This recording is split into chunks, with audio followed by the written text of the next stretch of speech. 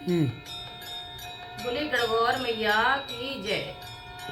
हर वर्ष यह व्रत जो है चैत्र नवरात्र की तृतीया वाले दिन रखा जाता है। हम सभी सुहागनें स्त्रियां रखती हैं। इस व्रत को रखने से उनका सुहाग अखंड बना रहता है, अर्थात हमेशा उन पर गौरी माँ की कृपा बनी रहती है। इसमें मिट्टी की गौरी बना करके उन पर 16 श्रृंगार चढ़ाकर, तरह तरह के व्यंजन चढ़ा करके, प्रसाद लगाकर उन्हें अक्षत चंदन धूप डोली इस नैवेद्य फूल पान चढ़ा करके उनका पूजन करना चाहिए। फिर सभी जो भी प्रसाद में सामग्री बनाई हुई है या मंगवाई हुई है उसे भोग लगाना चाहिए। इसके बाद जो सिंदूर चढ़ाया जाता है उससे अपनी मांग में भर लेना चाहिए। ऐसा कहा जाता है उस सिंदूर से मांग भरने से सदा सुहाग अटल बना रहता है। ऐसा पुराणों में और वेदों में कहा गया है। एक बार की बात है कि भोले शंकर पार्वती जी को साथ लेकर पृथ्वी पर भ्रमण करने के लिए गए। तब भ्रमण करते समय तीनों एक शहर में आए, अर्थात भोले शंकर, पार्वती मैया और नंदीश्वर। तब उस समय उस दिन चैत्र की शुक्ल तृतीया थी। शहर के रहने वालों में को जब शंकर जी तथा पार्वती जी की आने की खबर लगी तो साहूकारों की स्त्रियां उनकी पूजा करने के लिए तरह तरह के 56 व्यंजन बनाने लगी और सोने चांदी के थालों में सजाने लगी और तैयार होने लगी और 16 श्रृंगार का भी उन्होंने इंतजाम किया। लेकिन वहीं जो निर्धन स्त्रियां थीं, सुहागनें थीं, हमारी बहनें, वो जैसी बैठी थी वैसे ही उठकर थाली में हल्दी चावल अक्षत रोली रखकर जल लेकर के शिव पार्वती के सम्मुख जाकर उनकी विधि विधान से पूजा करने लगी। उनकी अपार श्रद्धा भक्ति को देखकर माँ गौरी ने उनकी पूजा स्वीकार की तथा उन सबके ऊपर सुहाग रूपी हल्दी छिड़क कर सुहागवती होने का अखंड आशीर्वाद दिया।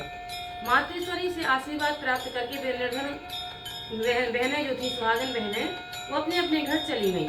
इसके बाद साहूकारों की स्त्रियां 16 श्रृंगार 56 प्रकार के भोजन सोने चांदी की थालों में लेकर के उनके सामने आई। तब भगवान शंकर ने कहा, हे पार्वती, तुमने तमाम सुहाग निर्धन गरीब स्त्रियों में बांट दिया है, अब इन सबको क्या दोगी? तब पार्वती जी बोली, हे स्वामी, आप इसकी चिंता छोड़ दें, उन्हें केवल ऊपर से छिड़क कर सुहाग दिया है, इसलिए उनका सुहाग ऊपर ही रहेगा, परंतु इन सुहागनों को मैं अपनी उंगली चीर कर सुहाग दूंगी, जो मेरे सामने समान ही अखंड सुहागवती बन जाएंगी। जब साहूकारनियां शिव पार्वती का पूजन कर रही थी तब तो माँ पार्वती ने अपनी अंगुली शिंगड़ी चीर करके रक्त को उनके ऊपर छिड़क दिया और कहा, तुम सब सुहागनें अखंड सौभाग्यवती होगी तथा संपूर्ण जीवन इसी खुशी से अपने अपने पति की सेवा करना। पति की सेवा में तुम सभी अखंड सौभाग्य को प्राप्त करोगी। माँ गौरी का आशीर्वाद सुनकर शिव पार्वती को प्रणाम करके साहूकारों की स्त्रियां अपने अपने घर लौट आईं और तथा पति परायण बन गईं। माँ पार्वती द्वारा छिड़का हुआ खून का जिस स्त्री के ऊपर जितना पड़ा उस स्त्री ने वैसा ही सौभाग्य प्राप्त किया।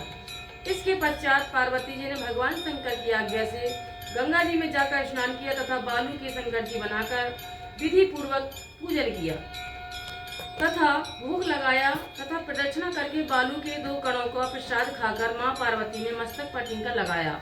उसी समय पार्थिव शिवलिंग से भगवान शिव जी प्रकट हुए तथा पार्वती जी को वरदान दिया, आज के दिन चैत्र शुक्ल पक्ष की तृतीया को जो स्त्री मेरा विधि विधान से पूजन करेगी तथा तुम्हारा व्रत करेगी, उनके पति चिरंजीवी रहेंगे तथा अंत में शिवलोक की प्राप्ति होगी। भगवान शिव की का यह वरदान देकर अंतर्ध्यान हो गए। उनके बाद पार्वती जी नदी तट से चलकर उस स्थान पर आई जहाँ पर शिव जी तथा देवऋषि नारद को छोड़कर गई थी। पार्वती के आने पर शिव जी ने विलम्ब से आने का कारण पूछा तो इस पर पार्वती जी ने कहा कि मेरे भाई भावज नदी के किनारे मिल गए थे, उन्होंने मुझसे दूध भात खाने तथा ठहरने को कहा, इस कारण से मुझे आने में देर हो गई। ऐसा सुनकर अंतर्यामी भगवान शिव जी स्वयं दूध भात खाने के लिए चल दिए। पार्वती ने जब समझा कि हमारी झूठ की पोल खुल जाएगी तो माँ गौरी मायूस होकर शंकर जी की प्रार्थना करने लगी, हे भोले भंडारी, आज हमारी लज्जा आपके ही हाथ में है। तत्पश्चात शिव जी के पीछे पीछे चल दी। पार्वती जी ने जब नदी की ओर देखा तो एक सुंदर माया का महल दिखाई दिया, जिसमें पार्वती जी के साले, शिव जी के साले तथा सहजल मौजूद थे, साले और सलज मौजूद थे। जब वहां पहुंचे तो उन लोगों ने अगवानी की तथा स्वागत सत्कार किया बहुत ही धूमधाम से शिव जी का। तीसरे दिन सुबह पार्वती के द्वारा चलने के लिए कहा गया।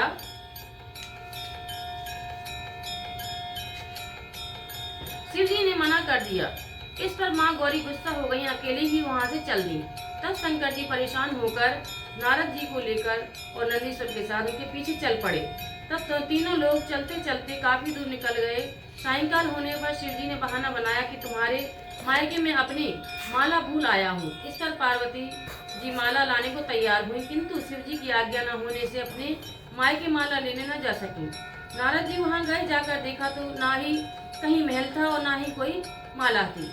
तब वरन घोर अंधकार में घोर हिंसक पशु घूम रहे थे वहाँ पर। बहुत ही भयानक दृश्य था वहाँ का।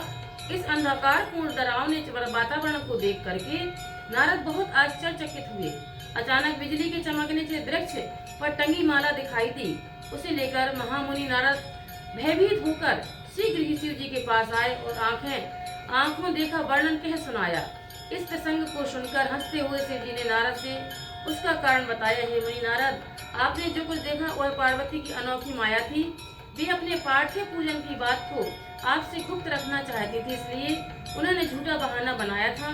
फिर उसे सत्यासत्य करने के लिए उन्होंने अपने पतिव्रत धर्म की शक्ति से एक महल की रचना की। अस्तु, सच्चाई को जानने के लिए मैंने माला लाने के लिए तुम्हें दोबारा उस स्थान पर भेजा था। यह सुनकर नारद मुनि ने कहा कि माता पार्वती तथा इसके पतिव्रत से उत्पन्न घटना को छिपाने का सवाल है, वह भी साफ ही जान पड़ता है, क्योंकि पूजा गुप्त रूप से ही करनी चाहिए। मेरा यह आशीर्वाद वचन है कि जो स्त्री इस दिन गुप्त रूप से पति का पूजन कार्य संपादित करेगी, उन्हें आपकी कृपा से समस्त मनोकामनाओं की पूर्ति होगी तथा उनके पति भी चिरंजीवी होंगे। यह कहकर नारद मुनि तो भगवान शिव जी एवं माता गौरी को प्रणाम करके देवलोक को चले गए और शिव पार्वती जी प्रसन्न मुद्रा में कैलाश की ओर चल पड़े। श्री सीता जी ने गिरजा गौरा माँ की पूजन करके ही मनोवांछित फल प्राप्त किया था। जैसा कि रामायण में लिखा हुआ है, बहुत ही अच्छी चौपाई है। जय जय जय गिरिराज किशोरी, जय महेश मुख चंद चकोरी, जय गद बदन सडानन माता, जगत जननी दामिनी नित्य गाता। चूंकि माँ पार्वती ने इस व्रत को गुप्त रूप से किया था, उसी के अनुसार आज भी पूजन के अवसर पर आदमी मौजूद नहीं रहते हैं, अर्थात इस व्रत को और इस पूजन को गुप्त रूप से ही किया जाता है। इसलिए हमारी सभी माताएं बहनें इस पूजन को करके अपने अखंड सौभाग्य को प्राप्त करती हैं माँ गौरी और शिव जी से। बोलिए गौरी मैया की जय, बोलिए शिव जी की जय, बोलिए उमापति महादेव की हर हर महादेव।